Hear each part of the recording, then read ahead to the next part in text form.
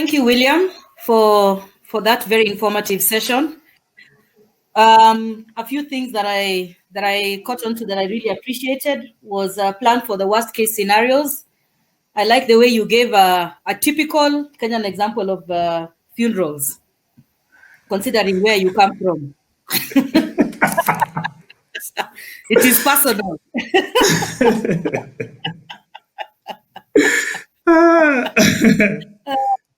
I love the three pillars you gave us around the preparation, like the analyze, develop, and implement, and then prioritize and training. I think one of the things that we really take for granted as organizations is assume that adaptability will be very quick within the organization when you actually need internal readiness and you also need buy-in from senior management. You need to prioritize. Everything cannot be done at the same time. And then finally, the simulation is very important. Practice, practice, practice. You can't just assume that things will go right. So thank you very much for your insights. I'm sure the audience has appreciated some of your thoughts. And now I'd like to request for us to go into the Q&A. If you look at the Q&A tab, there's quite a number of questions there. I don't know, Mushemi, please get back online. We need you for the Q&A. Okay, I'm back on. I just don't have video. Okay, no worries, no worries. Just look into the Q&A window and let's start responding to the questions as have been posted there. I can see a question from Robert Mogoi is asking who should lead BCP in the organization. Is it the CEO, CIO, or COO? And then he's also asking when BCP, who should you start with? So you guys can just take the questions as they are in the window so that I don't keep on asking and just keep going. And if any of you wants to chip in once one has answered, please feel free to go ahead. We only have 15 minutes before we close off. Thank you. Okay. So thank you for your questions. And William, I think you and I can tag team on some of these answers. That's okay. Robert, you asked about in an organization who should lead BCP. I think in William's presentation, there was one slide that he talked about the C-suite and operations. So in a BCP, you're looking at your CEO leading the organization, just like I had mentioned earlier within my presentation, and which was then confirmed by the presentation that William had. In following up, when talking BCP, should it start with systems or people? I had mentioned earlier that BCP is really about people. BCP, just like I said earlier, machines don't care whether there's a pandemic. Machines don't care whether people are sick. But a BCP cares because a BCP actually talks about how will people respond to securing their assets and continuing business as it stands in cases of a disaster. Irene, you asked about, please clarify what you mean by BCP mission critical versus non-mission critical applications. Yes, that's a good question, Irene. Now, when we talk about mission critical applications, in simplicity is what are those applications that are required for your business to function? There are some that are required for operations, in which case I had mentioned things like either WhatsApp or email. But there are some organizations that have applications that must run. Like if you look at a bank, you have a core banking system. If you look at a manufacturing process, maybe they use an SAP system. What are those critical applications that are required for a business to function? Now, there are some that are support applications that can be used in support of an organization, but are not mission critical, meaning that with or without them, the business can. David Karaoke, you asked, can you leverage effectively on ISO 22301 and ISO 27001 to get BCP going? I think you can, and I think it's a very good idea because you have what you call industry standards that are referenced within that organization. The only thing I would caution is make sure it doesn't heavily lean towards what I call technology, because most of those technology functions are going to be catered for within the disaster recovery. So what you're actually looking is to execute on your enterprise risk management framework. William, did you have a comment on that one? No, I think you're right. One of the biggest challenges we find with a lot of these frameworks is people go in and they implement them word by word. Unfortunately, there are certain scenarios that you need to build. So go in and pick the methodology, but when it comes to the local knowledge, you know your organization better. You know who does what. If it's HR, you know what's critical. So yes, leverage 22301. It has very good practices and approach and methodology. ISO also has very good approach when it comes to issues around continuity and change management and some of this capacity. But it's important, as Bushemi said, at the end of the day, if it's that local knowledge that you need to build, and I'll use now this as enablers. Okay. Thank you, William. There's one here that we'll also tag team on. Norbert Mutinda is Okay. asking, since BCP involves all key critical departments, how does one get to an agreeable RTO, that is recovery time to objective, versus MTP, um, especially now that there might be interdependencies between departmental and individual BCP? Now, that last part, uh, I'm not sure that there's a departmental and an individual BCP unless you're discussing whether you are affected by the current situation. So, in essence, these are the things that are outlined within a BCP, and we talked about what does the plan look like? How do you recover the business? What are those applications that are required? Who are those people that are required within an organization to execute so that the recovery time objective is met? William mentioned about testing and actually going through these scenarios. I talked about communicating. I talked about how do you go through this plan to test so that you can make sure that your RTO objectives are met and the tolerable periods are also met. So, for instance, if you're working in a bank, ATMs have to work in a certain point. The processes that are requiring people have to work so that if people are opening accounts, if they're not online, that there are people there to help them. If you're recovering, let's say there's a fraud and there's an investigation and blocking of these cards, all those people need to be online in order to make sure that the services that are being offered to them are actually as if nothing has happened. So therefore, it leans a lot on the people. But testing and practicing the scenario will allow you to come to what we call proper RTOs and maximum tolerable periods of disruption. William, did you want to add on to that?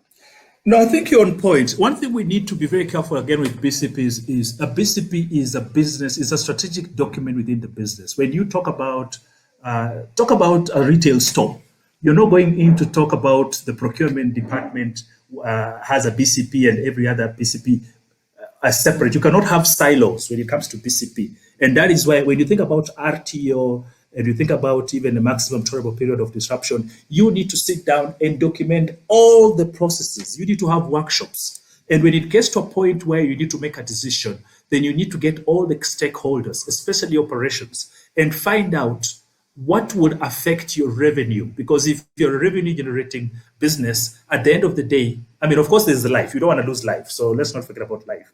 There's the aspect of life, and then there's the aspect of revenue, and then there's aspect of making sure that you don't affect your SLAs with your clients. If it's government, you want to focus on aspects around service delivery and communication. So there are certain aspects as an organization that drive your being as a unit. If it's government, we know it's service provision. If it's a business, it's revenue generation. So you want to look at those aspects and agree as an organization at the business strategic level and not at the department level. Some of these can cascade down to the department, but at the end of the day, it stops at the board or rather at the business level. Thank you, Michelle. No problem. Norbert, you've asked a very interesting question here. How do you set up a BCP for SMEs that have limited budget and resources? So 34.5% of Kenya's GDP is SMEs. This is a very good question. And I'll say it's a good question for the following reason.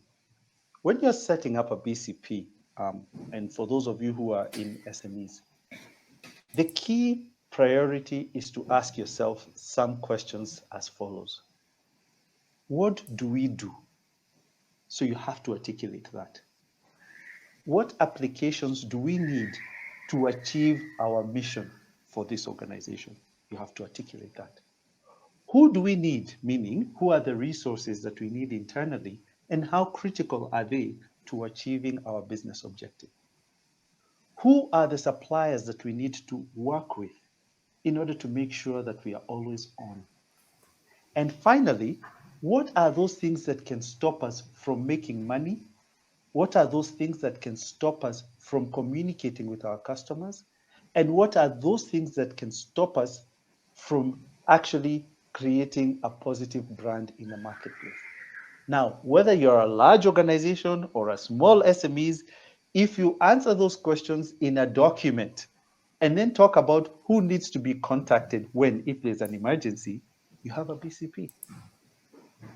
So don't think about how much money you're going to spend by virtue of employing some very high-end consultancies. It's actually just asking yourself, what do I need if there's an emergency to make sure that this business is running, this business remains viable, and this business actually retains its brand? William, do you have any add-on? I think just a quick one. I mean, if you think about a typical kiosk provider, they do have BCPs, yeah, and Yes, they do. sometimes they do have BCPs. And even think about the guys in town when the kanjo comes and they have to run away. You'll always find they have a room where they keep their stuff and they'll come back to. So Yes. even a simple organization, it's a question of just you being able to continue normally, and your normally shouldn't be defined by the framework or the cost of the services, as Michelle said. It's just a question of how do you recover. So it is possible. Yes. Thank you. Nancy, you have asked a question. How do you handle multiple institutional shareholders who have independent approaches to BCP? This is very, very critical. Now, depending on the size of the organization, you need to have the business continuity management set up at the board level. So the board has to be singing one tune with the rest of management. Management then needs to execute. If you are as an SME, then in your case, you'd have a board. If you don't have a board, then the owner or the founder needs to actually define what it is. The carrier of the vision needs to define what it is that this business requires in order to continue its functionality. Unfortunately, you can't leave a lot of room for multiple interpretations other than in the input stage. But the person with the vision or the business objective defines how that BCP process will work. That way, then it's more independent and it's more objective in the way that in which you can resolve that issue. Mwiruri, you have asked, prior to this pandemic, wars, which is work area recoveries, were relevant consideration when assessing alternative operational sites. This has now been flipped on its head and replaced by virtual rooms actively. In your view, what tier of recovery sites will wars take up going forward? And how would one continue to justify an investment in primary or secondary tier of your BCP regimen? Now, work area recoveries work in multiple ways. You would have rooms in which you have allocated and you have bought seats to locations.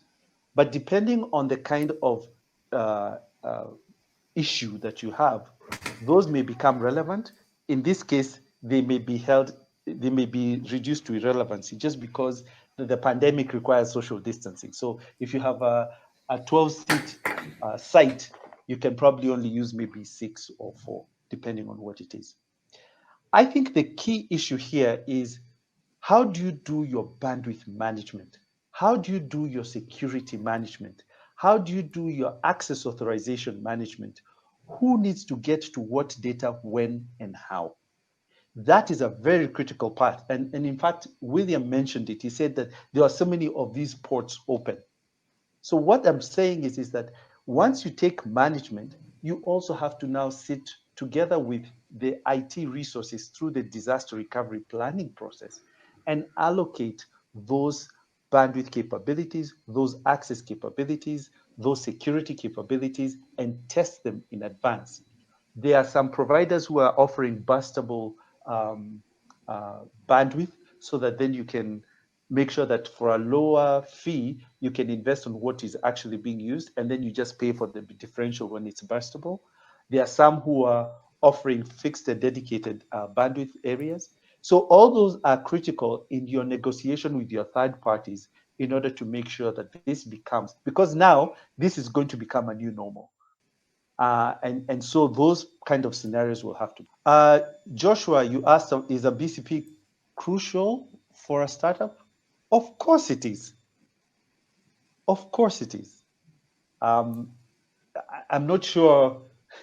There's a startup is also a business, and you have to figure out there are so many other things that can happen within a business. Just like William discussed about the vendors in Nairobi City. If Kanju comes, they have to figure out how to do work. In your case, if you're a startup, where do you get additional funding if one funding source does not pan out? If you're looking at supply of goods and services, if one doesn't pan out, where do you get the other? All those are BCP requirements. And particularly for startups, a lot of people come in and out. You have a lot of technical people coming in and out of the business that can actually cripple the business within the first 5 years. So I think it is very, very important so that you remain with the pulse of your organization. Norbert, you've asked a question of is the DRP and BCP plan for the IT department the same document? No. And I'll say no because there are two different perspectives of looking at these documents. One is an organizational document, just like William put it in his slides, and one is an operational document. So if you're looking at equipment, yes, you're thinking about that equipment coming up or down. But when you're looking at people, those people use their assets, but you're actually focusing on the people. And William, you can chime in at any time. I'm just quickly going through because of the time. No, because of time, it's okay. If I have one, I'll continue. So, Carol, you've asked, so you have been caught flat-footed and whatever happens has happened and you don't have a BCP. What's the first thing you should do? Good question, Carol. Look at the crisis and look at where the business is sitting based on that crisis. Because now the first thing you're going to do is crisis management. Before now you start setting up, how are you going to be able to preempt or how are you going to be able to react when the next crisis comes? Because for sure there'll be another one that comes. Arun, you've asked, what's your thought on stakeholder management and when it comes to defining risk appetite? How do we enable the right thought process in the minds of the board members and key stakeholders? Plan for the best and prepare for the worst is a good phrase referred to and often practiced. With this one, Arun, and having sat on boards, a lot of people actually think of the financial implications of a BCP. Actually, what you should actually be trying to think through is what is it that the business requires? You know, whether I'm sitting on a board or whether I'm in management, if we cannot do business, none of us need our jobs. So how can you articulate the fact that this business has to continue surviving with these people? You know, most times we've been talking about resources, we've been talking about talent shortage and all of that kind of stuff. Why is it that that is given priority? Because we know that when people are not available, business cannot function. So it's the same thing with this particular environment. You need to focus on the people delivering the work in conditions that may not be favorable for that business. And for sure, you'll get people to buy in. Leaf, you have asked, do you advise that organizations do a BCP test now? Or how soon after this pandemic should we conduct it given the financial impacts that we anticipate? Well, right now, you're actually not doing a BCP test. Right now, you're actually doing a BCP execution. And then after, I think you're going to take the lessons learned and update your BCP and test it in subsequent quarters. So then that way, you're always up to date on what requires to be done. Ron has a question for William. Okay. Okay, Ron, yeah, so you spoke of organization not to overtly depend on it. No, so maybe you might not have understood what I said. What I said was when you think about developing a BCP, don't start with the technology. Start more with the people and your mandate as an organization. So on that particular case, I think it was just a misunderstanding. You will not be surviving without technology at this time. So you have to defend. But in terms of prioritization, start with the people because it's the people who use the technology to do things and not the technology that use people to do things. Do you want to take the next question from Francis, William?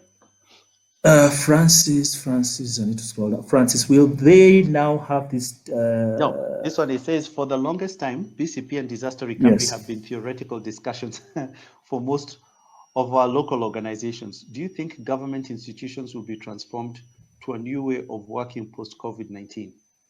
I think that one has, yeah, go ahead, William. No, go ahead. I was going to say that in this case, it's people like us who then take the narrative. You can see that a lot of organizations right now, they're executing a BCP. And so if you look at it from a context of technology, I'm sure Ministry of ICT is very highly involved in this thing as well. And so therefore, some of the requirements that are going to be put in are going to be expectations. If you look at CBK, 2 weeks ago, they said that as part of the business continuity plan, you must set up a succession planning document.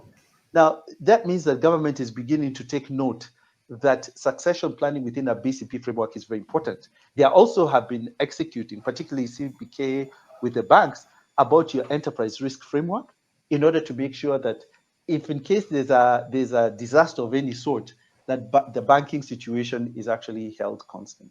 I don't know, William? No, I think you're right. And I think if you think about even Huduma Center, you think about KRA, they have no option. Most of these services are moving online. And when you move online, you're not going to tell me that we've switched off or we're not providing service because of the pandemic. So I don't think it's a question of if they will, it's a question of when or how soon they will do it. Norbert, you asked another question. Despite the creation of a BCP, how do you ensure that you have cash flow to sustain the business in a period where the revenue is minimal, as well as cater for unexpected expenditure? Okay, now this one, Norbert, is kind of interesting because in the environment for which we live, you have seen that the banks are taking initiatives to provide avenues for which they can provide cash flow or they can provide moratoriums in payments so that businesses can survive this pandemic. This is part of the bank's execution of their business continuity planning because they have to look at their creditors. But you also have to look at yourselves in essence so that you can approach your banks in order to make sure that they can extend the moratorium. Solomon, you asked, what BCMS standard can you recommend? William, do you want to take this? So, there are quite a number, and I wouldn't say I don't know what your environment is. It depends on your environment, but I would suggest you look at the Business Continuity Institute. They're called BCI. Look at their website. You can also look at the ISO 22301. Look at those. There's quite a number, but again, it's still dependent on you and how you feel. So look at those for now. Start with the BCI and the ISO and try and understand them, see which one fits your environment. Okay. You'll probably want to take this one also. From Irene, this is feasible for small to medium organizations, Juakalis. It seems resource intensive.